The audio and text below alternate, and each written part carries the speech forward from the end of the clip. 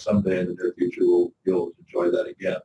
So what we're really looking for is just get an understanding of the business. And you should have researched this and prepped already. We talked about those resources the other day, yesterday, about you've got their website, you've got Google, you've got business alerts, Google alerts, hour alerts, and other kinds of alerts. You've got local news that you can research. You can look at your LinkedIn and see if there's any connections there. There's lots of ways, local business news, business journals, all are great sources of finding out information about people you're talking to. So get familiar with their industry, be intelligent about who they are, be able to talk about their website. Don't ever go into a meeting and they ask you the question, have you seen my website? And say no. That's a sin that I don't forgive very easily. So be prepared. We're going to talk about sort of, when we last talked, you said you were having some issues with the IT. Can you give me some more detail about what's going on? What does that look like? Tell me more. And we'll have that conversation. We will start nudging a little bit. It may not be in this conversation, but you're moving this direction. You start checking off that band, that budget, authority, need, and timeline formula. We're going to need to know, well, when is this decision going to be made? That's the timeline discussion. So when you talk about timeline, you're probably going to be looking at, well, how is this decision going to be made? When do you need to make it? Is there an urgent, a hard stop?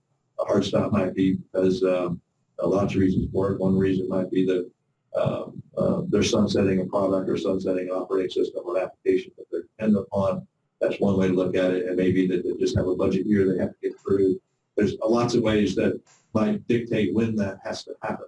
And the more you can find out about that, may not be now, maybe the next conversation, maybe somewhere in the assessment. You're going to be looking at this, making sure that you get to the assessment with the entire band pretty well understood and a good sense of what's going on. Cost expectations, this may be a good time. Again, it's situational, but you could then enter into the question here as what are you anticipating this costing you to set aside funds for this?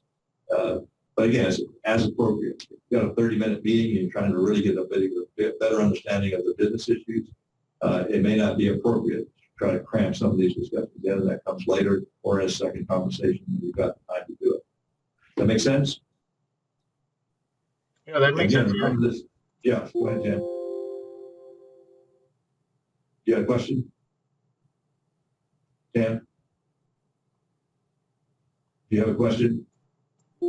No, I'm good. Thank you. Okay, good. All right. The objective here is to qualify it as quickly as we can or classify it as something we're going to do differently. If we qualify, we're going to set up the buyer conversation if we get through 2 or 3 of the band checkpoints.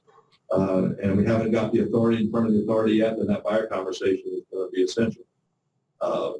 If you're talking to the buyer, the business owner, the person that really is going to end up being the main kingpin of the decision process, you can perhaps move right straight into setting up an assessment because you've essentially done the buyer and the one-on-one conversation in a single sitting.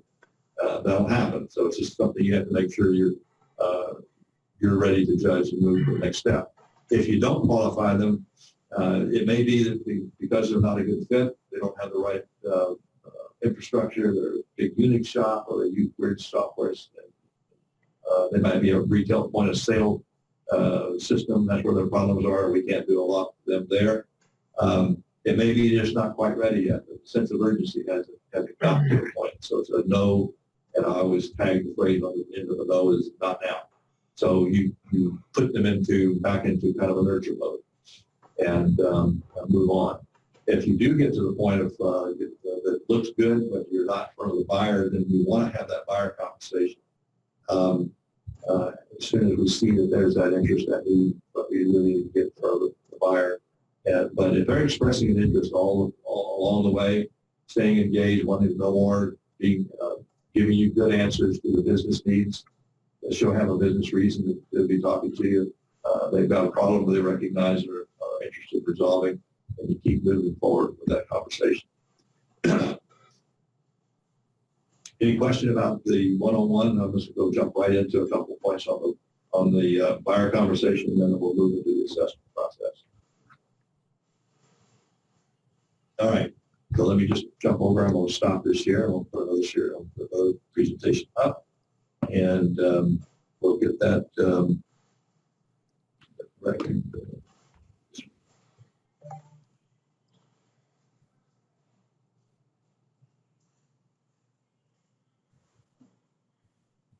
So, Bill, I had a question about sometimes, even in smaller businesses, you don't get chance to actually talk to the owners. Sometimes it's the office managers and Right, right. other people who just want to talk to you and probably get something quick. How do you handle those situations? So this is why we logically split this into two distinct class categories of conversation, because the office managers might be able to give us good or close answers to everything but the authority issue. Who's in charge here?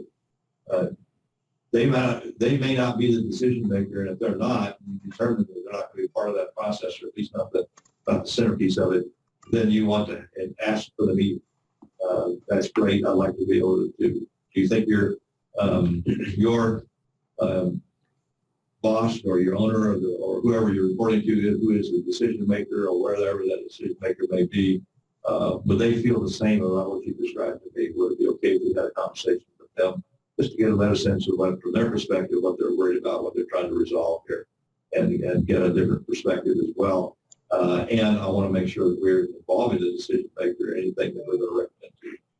So that would be the lead in to try to have that meeting get scheduled. And we pull it apart, as I said, if we're talking to a lower level or a person that's not in that direct decision path, that you'll want to engage that person at some point before you can fully qualify. And that's why we have this conversation, this buyer conversation.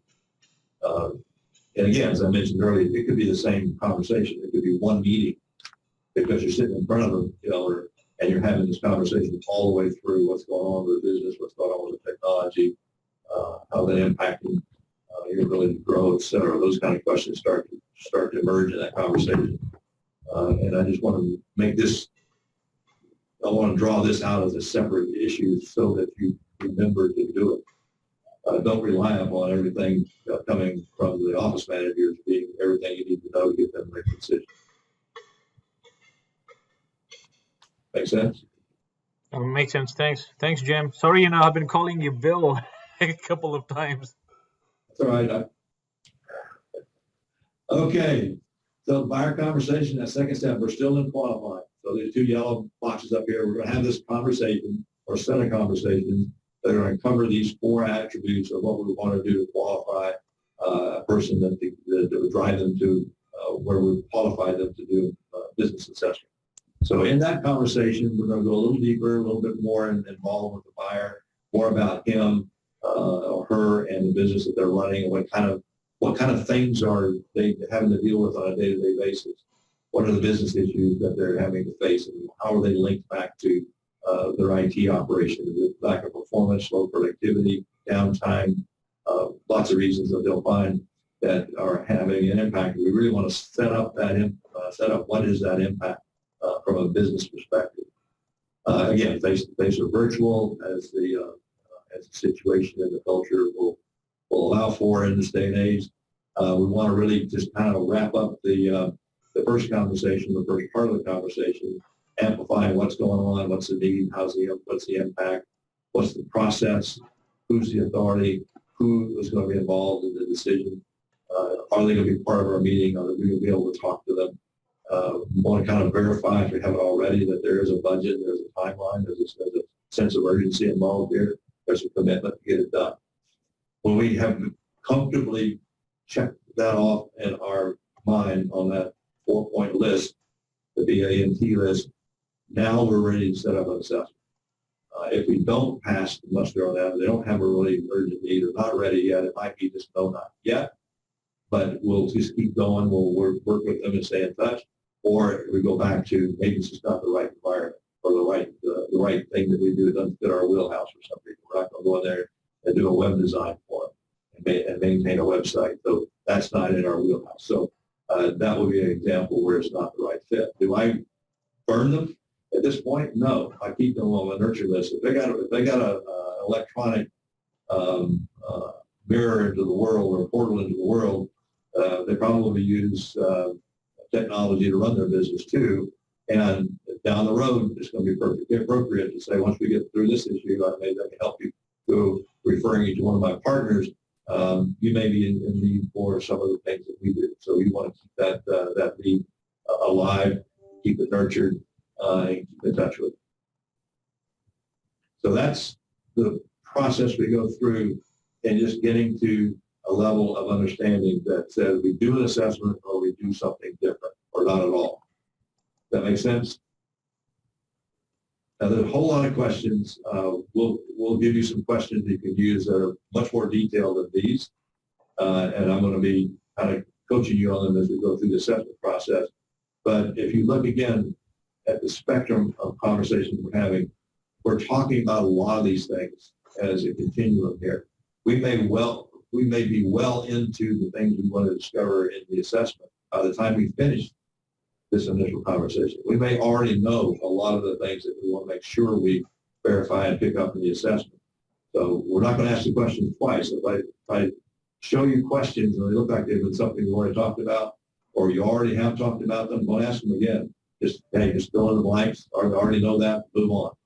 So again, these are not what I call very cleanly divided segments of a conversation. It's a continuum. All right, any questions about the whole process of just qualifying, getting the BANT figured out here?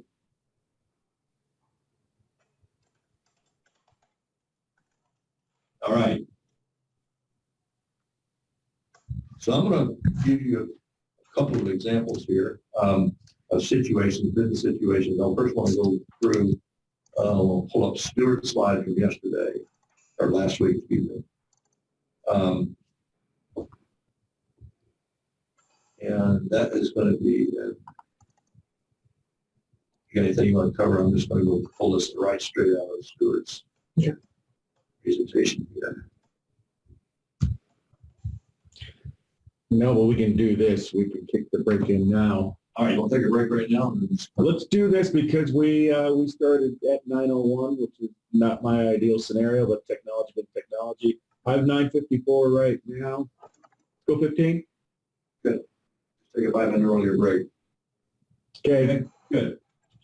We'll see you at 15. Okie Try not to keep this.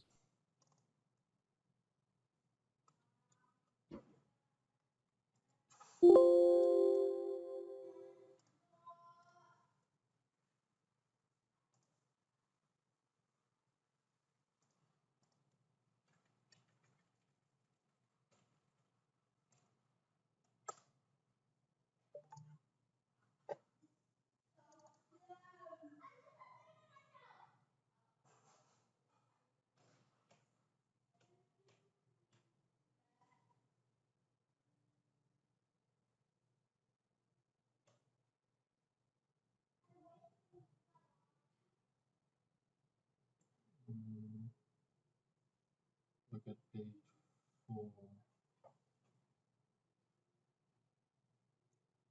5.1.2.